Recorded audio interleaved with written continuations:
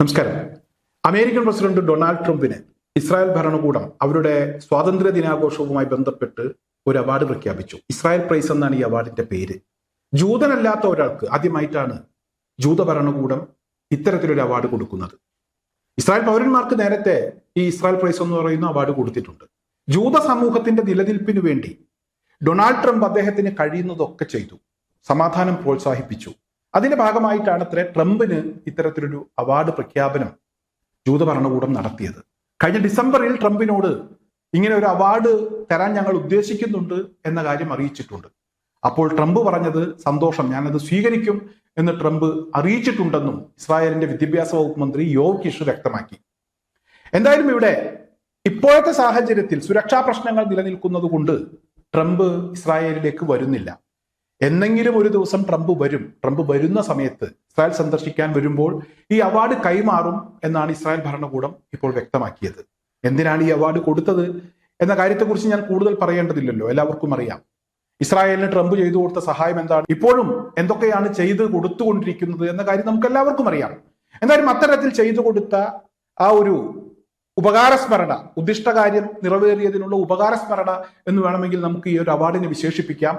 എന്തായാലും അത്തരത്തിൽ ചെയ്തു കൊടുത്ത സഹായത്തിന്റെ ഭാഗമായി ട്രംപിന് ഇസ്രായേൽ ഭരണകൂടം ഒരു അവാർഡ് കൊടുക്കാൻ തീരുമാനിച്ചു. നല്ല കാര്യം. മറ്റൊരാൾ ഇവിടെ ഇതുപോലെ ഒരു അവാർഡ് കിട്ടിബോധിച്ചു എന്ന വിവരവും ഇപ്പോൾ മറ്റൊരാളുമായി ബന്ധപ്പെട്ട് പുറത്തു വന്നിട്ടുണ്ട്. മറ്റാരുമല്ല, റസ പഹ്ലവി എന്ന് പറയുന്ന ഇറാനിലെ ഭരണം ഏറ്റെടുക്കുന്നതിന് വേണ്ടി തയ്യാറായി നിൽക്കുന്ന, അതിനാവശ്യമായിട്ടുള്ള കോട്ടും സൂട്ടും ഒക്കെ ഇട്ടു നിൽക്കുന്ന ഒരു വ്യക്തിക്കാണ് ഇവിടെ ഒരു അവാർഡ് കൂടെ കിട്ടിയിരിക്കുന്നത്.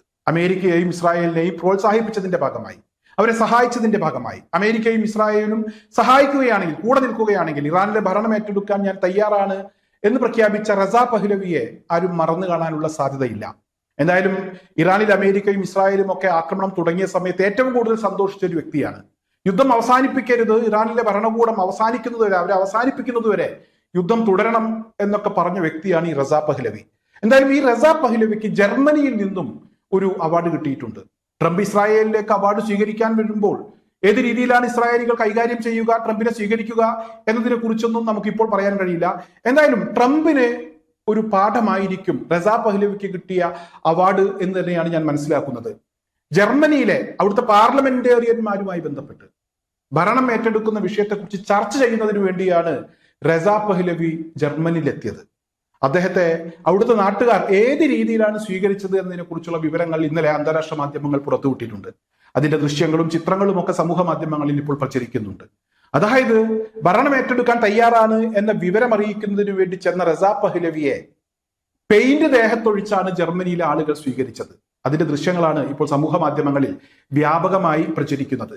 എന്തായാലും ഭാവിയിൽ ഇസ്രായേൽ പ്രധാനമന്ത്രിക്കും അതുപോലെ തന്നെ അമേരിക്കൻ പ്രസിഡന്റ് ഡൊണാൾഡ് ട്രംപിനും റസ പഹ്ലവിക്ക് കിട്ടിയതുപോലുള്ള അവാർഡുകൾ ധാരാളം കിട്ടട്ടെ എന്ന് മാത്രമാണ് എനിക്ക് ഈ ഒരു അവസരത്തിൽ പറയാനുള്ളത്.